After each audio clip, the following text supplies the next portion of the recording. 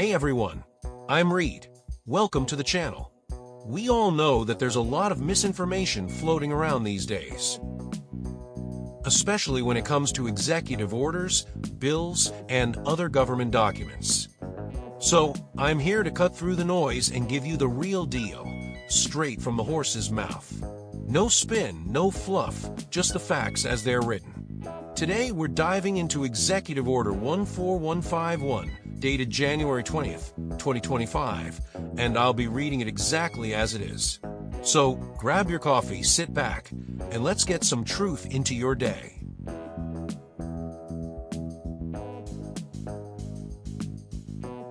By the authority vested in me as President by the Constitution and the laws of the United States of America, it is hereby ordered.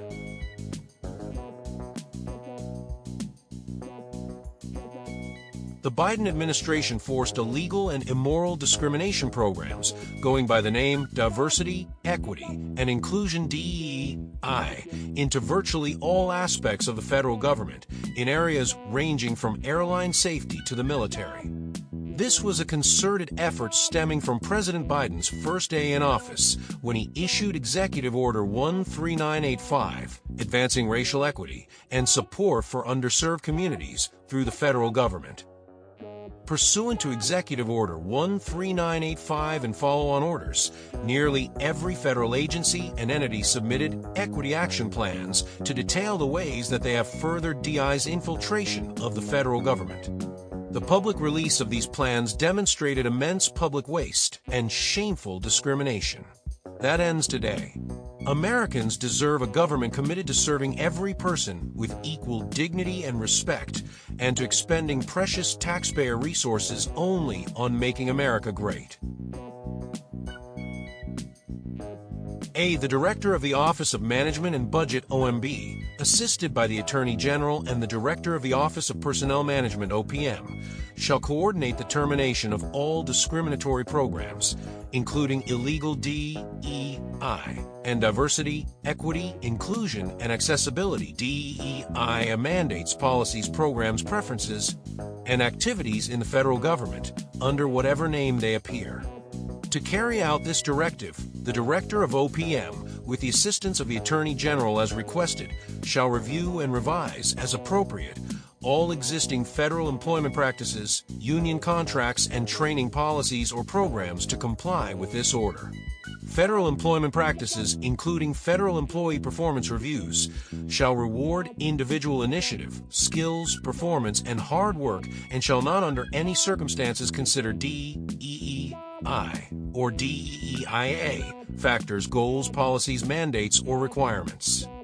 B. Each agency, department, or commission head, in consultation with the Attorney General, the Director of OMB, and the Director of OPM, as appropriate, shall take the following actions within 60 days of this order. 1. Terminate to the maximum extent allowed by law all DEI, DEIA, and environmental justice offices and positions, including but not limited to Chief Diversity Officer positions, all equity action plans, equity actions, initiatives, or programs, equity-related grants or contracts, and all DEI or DEIA performance requirements for employees, contractors, or grantees. 2. Provide the Director of the OMB with a list of all A. Agency or Department DEI, DEIA, or environmental justice positions, committees, programs, services, activities, budgets, and expenditures in existence on November 4th, 2024, and an assessment of whether these positions, committees, programs, services, activities, budgets, and expenditures have been misleadingly relabeled in an attempt to preserve their pre-November 4, 2024 function. B. Federal contractors who have provided DEI training or DEI training materials to agency or department employees. And C. Federal grantees who received federal funding to provide or advance DEI, DEIA, or environmental justice programs, services, or activities since January 20th, 2021.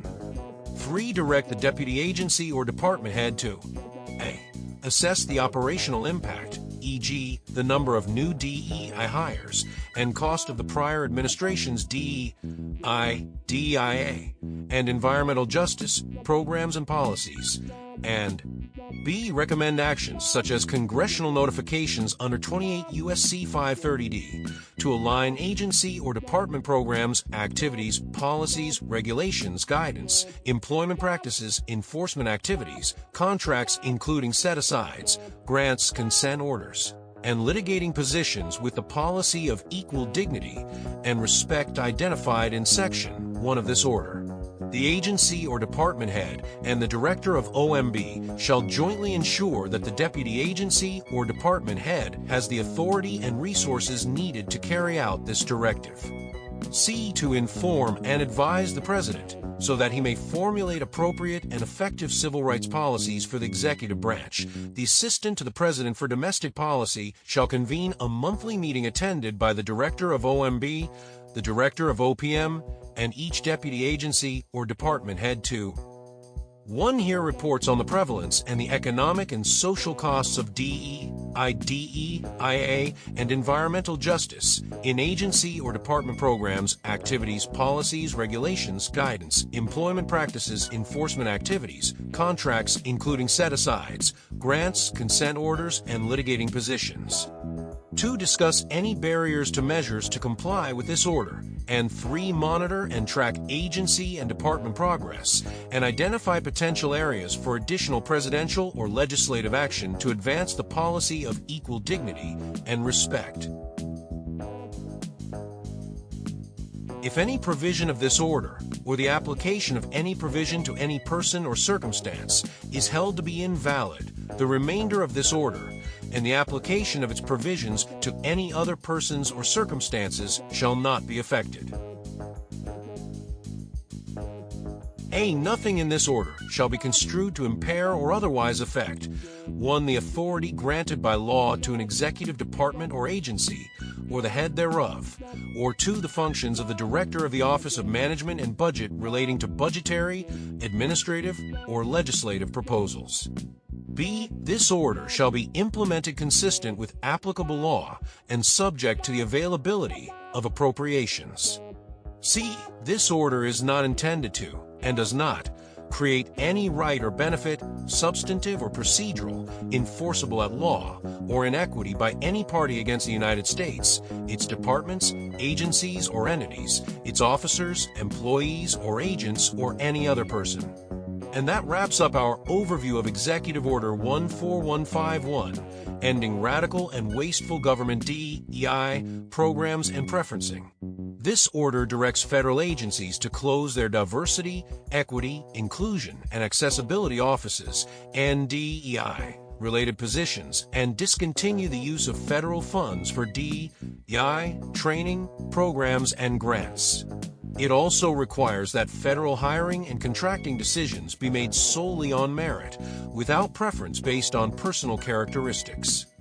Later, when we cover Executive Order 14173, we'll see how these changes extend into the contracting world by addressing long-standing affirmative action requirements for federal contractors.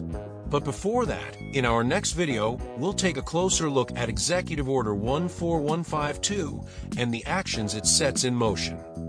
And now, dear viewer, it's your turn. What do you think about all this? Drop your thoughts in the comments, and I welcome every view, every voice, and yes, even strongly worded paragraphs with lots of emojis. And while you're here, like this video if you learn something new. It helps more curious minds find this content. Comment if you've got questions, thoughts, or just want to say hi. Reed's ears are always open. Share it with your most civically curious friends. Knowledge is better when it hops around.